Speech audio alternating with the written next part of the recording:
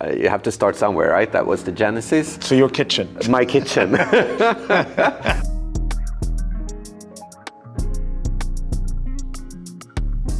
Being 6 founders was one of my main worries when we started. And I was also wondering, like, is this really gonna work? But we spent a lot of time getting to know each other in depth and trying to understand also, like, okay, what are we trying to build here?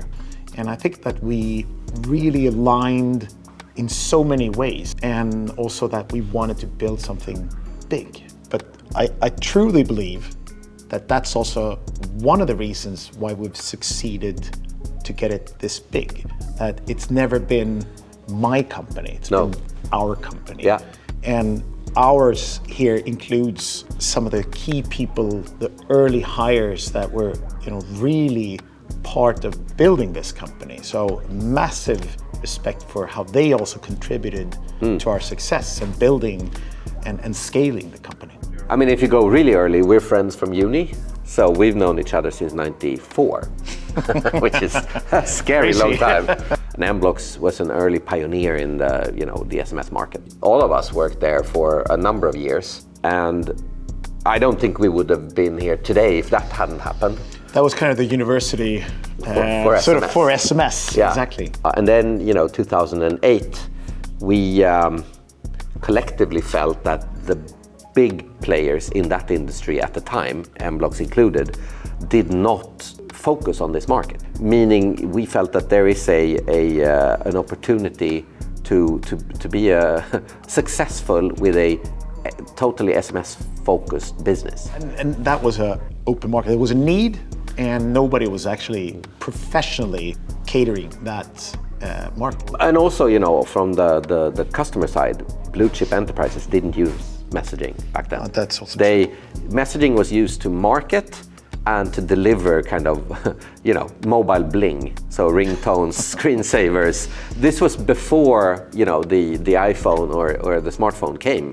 So everyone had feature phones and, you wanted to personalize them somehow, and this was the way to do it. But actually using SMS as a core fabric in how brands communicated with their customers, that hadn't happened back then. When we came in, it was really like, okay, we can ensure you get the right message to the right phone, rapidly or immediately, basically. Very, very basic it sounds today, but then that was actually a service that very few could provide. Yeah, we saw an opportunity in that, yeah. 15 months in, we made first acquisition of a much bigger company, which is a bit... Yeah, we were 10 people, they were about 120. So that was a little bit unorthodox. So we got some features like a finance department and marketing department. HR.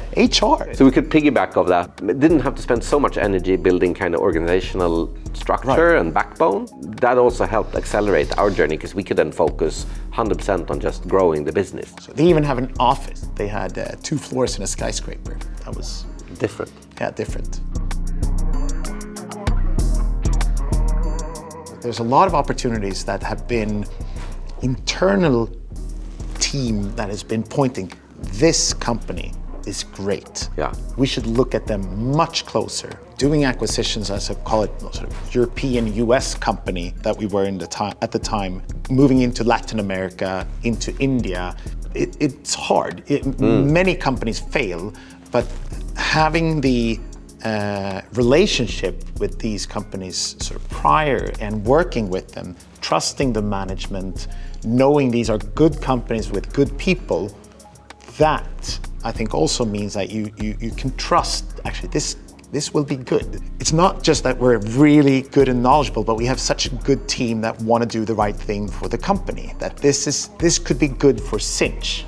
And knowing that these people have the best of the company's interest in their, in these decisions is great. We, as founders, wanted to take money off the table. We tried with private equity, but there was no match. They didn't really understand us because we were profitable and bootstrapped and in a weird industry.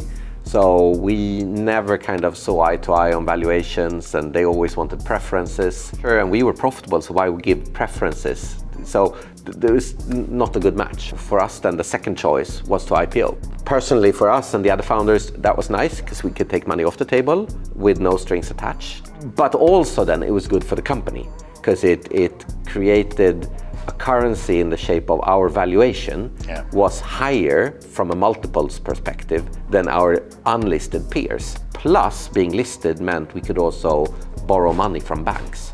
And with interest rates during most of our kind of company lifetime having been super low, money was very cheap. This became our model in kind of countering the VC funded model that many other companies in our space have had to allow us to grow super fast but still run a profit.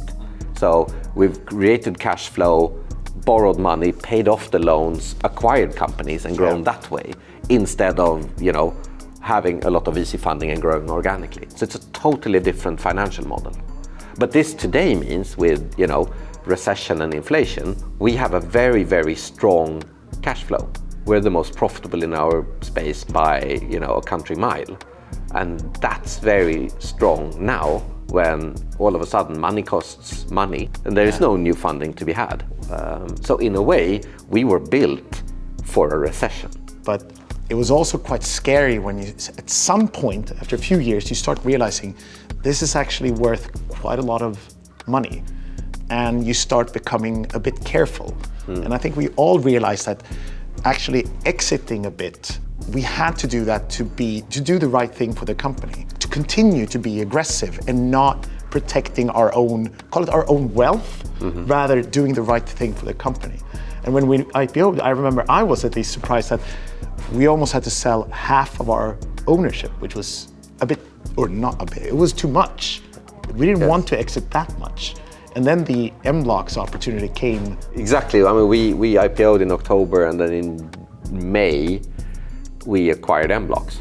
And in order to get the loans from the banks to do that acquisitions, the bank said, well, you need to put money back in to have more skin in the game. And we were like, perfect.